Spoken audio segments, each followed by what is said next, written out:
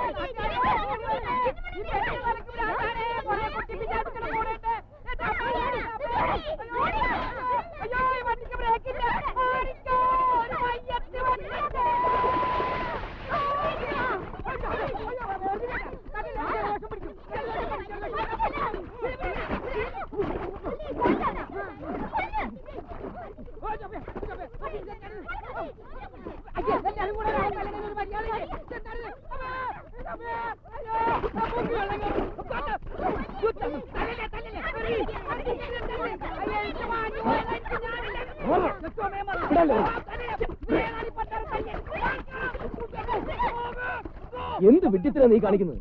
ഈ പാവത്തിന് തല്ല നാണമില്ലേ? തൊട്ടുപോരുത്.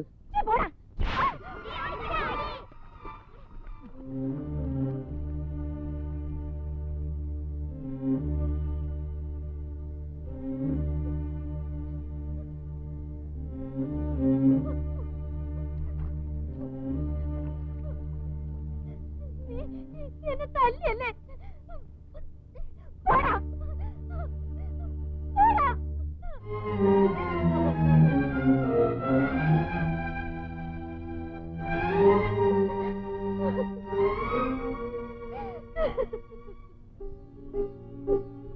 വയ്യ ബാലേട്ട, ഇങ്ങനെ കാത്തിരിക്കാൻ വയ്യ.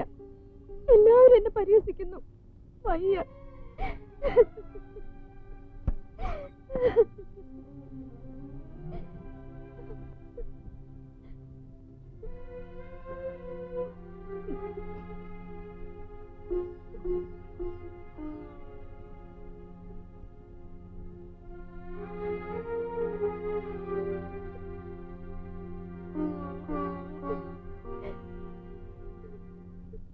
നീ ഇങ്ങനെ നാട്ടുകാർക്ക് ഒച്ച വെക്കല്ലേ?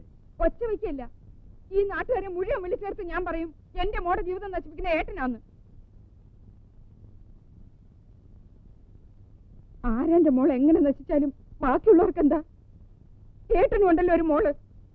അവക്ക് ഈ ഗതി വന്നാ ഏട്ടൻ സഹിക്കോ? പറയൂ. അശ്വതിയുടെ ചോറും പൊതിയില് ബാലനുള്ള ചോറും കൂടെ വെച്ച് നീയാ രണ്ടുപേരെ സ്കൂളിൽ പറഞ്ഞയച്ചിരുന്നത്. പഠിച്ചു പഠിച്ചു വലിയ കളക്ടർമാരാവണമെന്ന് നീ അവരോട് പറയാറുണ്ടായിരുന്നു. ഒന്നും മറന്നിട്ടില്ലല്ലോ.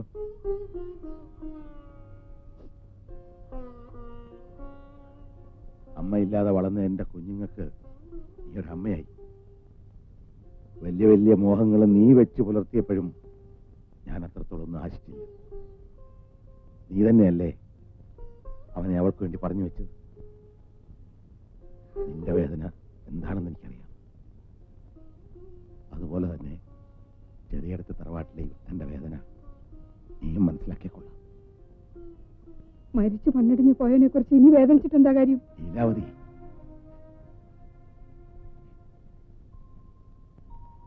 അവള് മറ്റൊരാളെ വിവാഹം കഴിച്ച് ജീവിക്കുന്നതിലും ഭേദം എന്റെ മോന്റെ ഓർമ്മകളുമായി ഭ്രാന്ത് പിടിച്ചു മാറ്റി.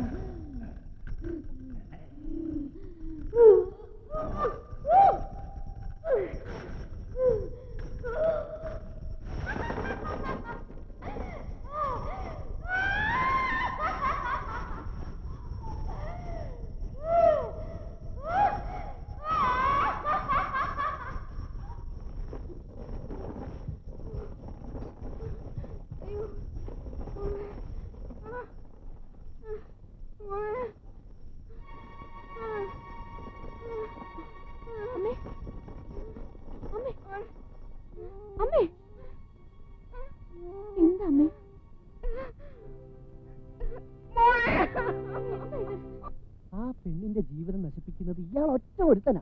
ഞാനോ? അല്ലടോ, നീ നിൽക്കുന്നത് ചത്ത് മണ്ണടിഞ്ഞു പോയവനിക്ക് തിരികെ വരാൻ പോവല്ലേ? എന്തോ ഒരു വിവരക്കേട്. അല്ല ഇത് വേണ്ടേ? അവിടുത്തെ പുല്ല് വരും.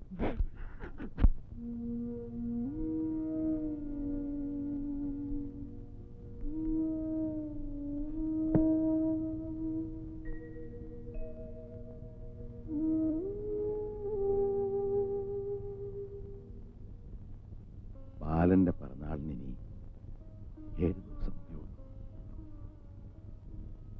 വർഷം തോറും നടത്താറുള്ള ഇത്തവണയും ഭംഗിയായി നടത്തുന്നു. ഇങ്ങനെ എത്ര കാലം എന്ന് വെച്ചിട്ടാ അച്ഛൻ വഴിപാട് നടത്ത? വേണ്ട, ഒന്നും വേണ്ട. പാലേട്ടൻ വരുന്നെങ്കിൽ കണ്ടാ മതി.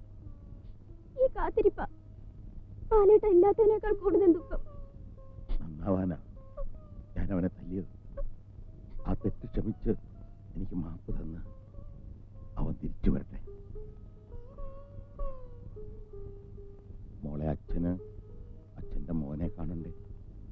മോക്ക് ചേട്ടനെ കാണണ്ടേ? അവനെ ദൈവത്തെക്കാളേറെ സ്നേഹിക്കുന്ന ഒരു പെൺകുട്ടി ഇവിടെ ഇല്ലേ? അവക്ക് അച്ഛൻ കൊടുത്ത വാക്ക് പാലിക്കണ്ടേ? പാലേട്ടൻ വരണം. എന്നാലും അച്ഛന്റെ ഈ വേദന കാണാൻ എനിക്ക് വയ്യ. അച്ഛൻ ഇത്തിരി വെന്താലും സാരമില്ല, അവൻ മരണം.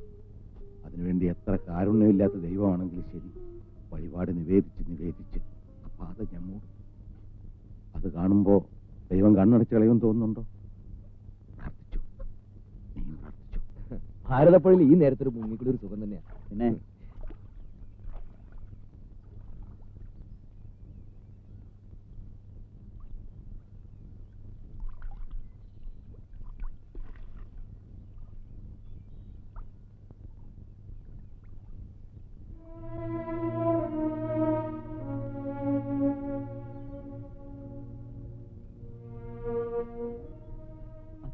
ഈ കർമ്മങ്ങളൊക്കെ ചെയ്യുന്നത് വേറെ ആർക്ക് വേണ്ടിയാ?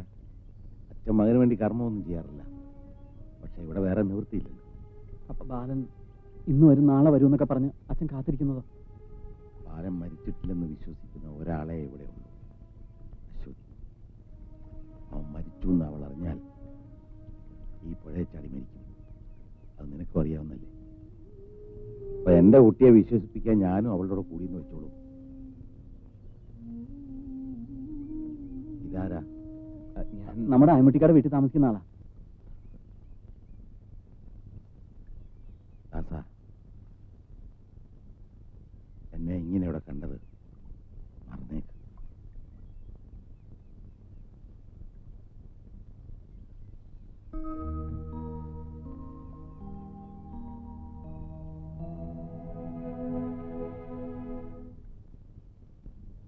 ഒന്നാലോചിച്ചാൽ അശ്വതിയുടെ തീരുമാനമാണ് നല്ലതെന്ന് തോന്നുന്നു. എന്താ ഇപ്പൊ അങ്ങനെ തോന്നേ? ഒന്നുമില്ല, കാത്തിരുന്ന് ഒരുപക്ഷെ വന്നാൽ സ്വന്തമാക്കാന്നുള്ള വിശ്വാസമെങ്കിലും ഉണ്ടല്ലോ. പാവ അശ്വതി, ഏട്ടൻ വരില്ലെന്നുള്ള കാര്യം നമുക്കല്ലേ അറിയാവൂ. എനിക്ക് നേരെ മറിച്ചാണ് തോന്നുന്നത്. ആദ്യമൊക്കെ ഞാനും അങ്ങനെ വിശ്വസിച്ചു. പക്ഷേ ഇപ്പൊ എന്റെ മനസ്സ് പറയുന്നു രേണുവിന്റെ ഏട്ടൻ വരുമെന്ന്. ഏട്ടൻ വന്നാ ഈയുള്ളവൻ അവിടെ സ്ഥാനം ഉണ്ടാവുമാവോ? അച്ഛന് ദാസേട്ടനോട് വലിയ കാര്യ. അപ്പോ അച്ഛന് മാത്രമേ ഉള്ളൂ അല്ലേ?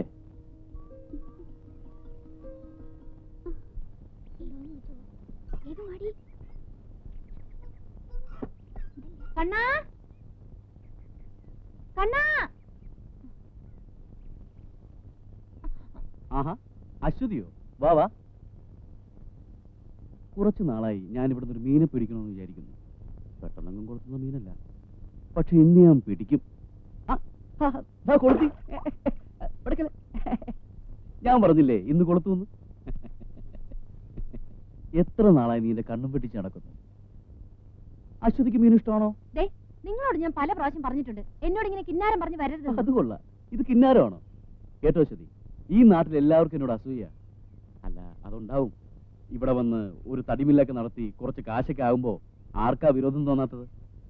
മറ്റുള്ളവരൊക്കെ എങ്ങനെ വേണമെങ്കിലും കരുതിക്കോട്ടെ, അശ്വതി മാത്രം എന്നെ അങ്ങനെ കാണരുത്. എന്നാ ഞാനും അങ്ങനെ കാണുന്നത്. എടി മോളെ, പണ്ടെങ്ങോ ആറ്റിൽ വീണ് ചത്തവനെ ഓർത്ത് എന്തിനാ നിന്റെ ജീവിതം പാഴാക്കുന്നേ? പോടാ, അങ്ങനെ എന്റെ ബാലേട്ടൻ മരിച്ചിട്ടുണ്ടെങ്കിൽ ഞാൻ അവിടെ ചടിച്ചാവും. ഹലോ,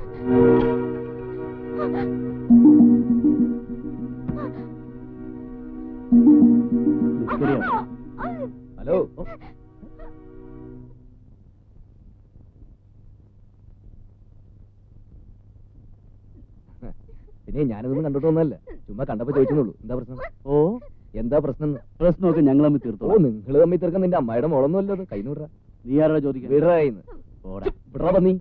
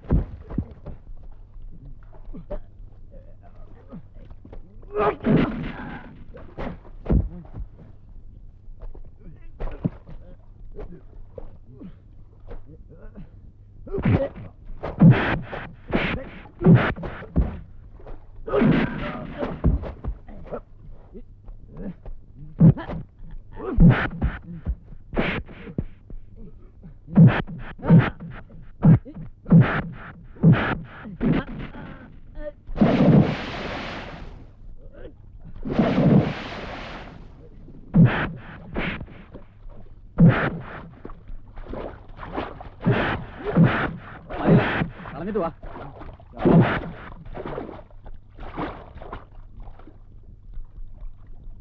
അടി ഇവിടെ, എടി ഇവിടെ വരെ. നിന്നെ ഞാൻ ജീവിച്ചിട്ട് കാര്യം ഇവിടെ വരെ. ലീലാവതി, എന്താ ഇത്? കണ്ടു, ഇന്ന് വരെ ഒരുത്തനും എന്റെ മോളോട് ഇങ്ങനെ പെരുമാറിയിട്ടില്ല. കാര്യം എന്താന്ന് വെച്ചാ പറ. നേരാമണ്ണ ഇവിടെ എനിക്കൊരു ആണിനെ പിടിച്ചു കൊടുക്കാൻ സാധിച്ചിരുന്നെങ്കിൽ പേപ്പട്ടി ഓടുമ്പോൾ ഇന്നൊരുത്തന് ഇവളുടെ പിന്നാലെ ഓടില്ലായിരുന്നു. ദൈവത്തെ ഓർത്ത് അവൻ ചത്തുപോയെന്ന് ഇനിയെങ്കിലും അവളോട് സത്യം തുറന്നു പറയൂ. ഇല്ലെങ്കിൽ വല്ല വിഷവും വാങ്ങിച്ചു കൊടുത്ത് ഇതിനെയും കൂടെ ഒന്ന് കൊന്നു കളയൂ.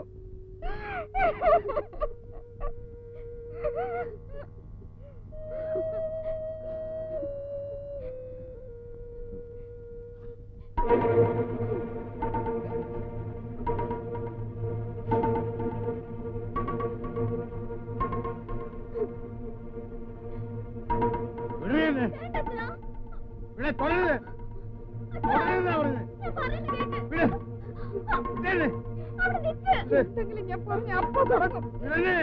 എന്ത് പ്രാന്താ ഇത്? അയ്യോ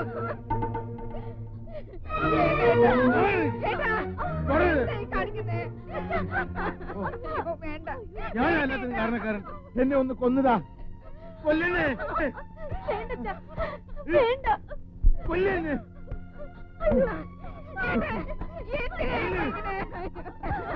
അച്ഛാ, എന്തായി കാണിക്കുന്ന? അച്ഛൻ നിർത്താൻ.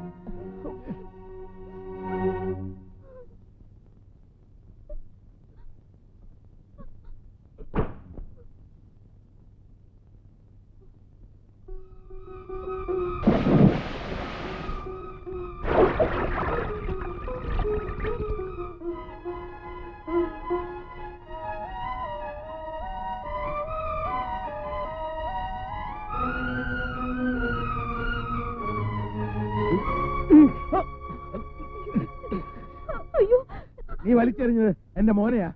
ആ വടി കൊണ്ട് തല്ലിക്കൊണ്ടാ അവനിവിടെ നിന്ന് ഇറങ്ങിപ്പോയത്. അവൻ തിരിച്ചു വരാത്ത കുറ്റത്തിന് അവനെ എനിക്കൊന്ന് തല്ലണമെന്ന് തോന്നിയാ, ഒന്ന് ഉമ്മ വെക്കണമെന്ന് തോന്നിയാ. എന്റെ ആശ്വാസം അത് മാത്രമായിരുന്നു. നീ അത് വലിച്ചെറിഞ്ഞു. പകരം നിനക്ക് എന്റെ മോനെ കൊണ്ട് തരാൻ പറ്റുമോ? പറ്റുമോ? പറ, പറ.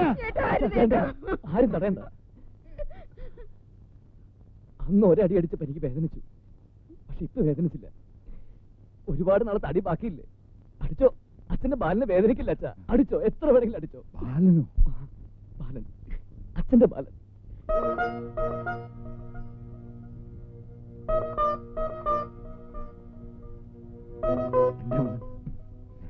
എന്റെ മോൻ തിരിച്ചു വന്ന്. നീ എന്താ ഇതുവരെ പറയാറുന്നേ? ആദ്യം ഇവിടെ വരുമ്പോ എനിക്ക് അച്ഛനെ കാണാൻ പേടിയായിരുന്നു. അതുകൊണ്ട് ദൂരെ നിന്ന് എല്ലാരെയും ഒന്ന് കാണണമെന്നായിരുന്നു മോഹം.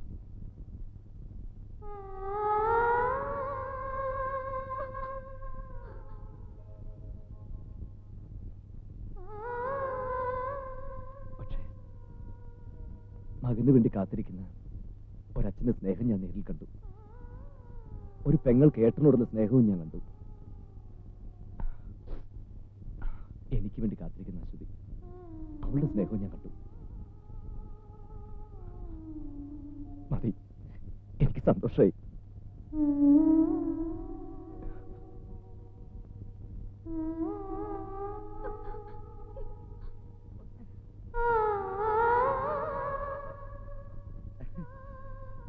കണ്ടോ, എന്റെ മോൻ തിരിച്ചു വന്നു. അശ്വതി, നിന്റെ ബാലൻ.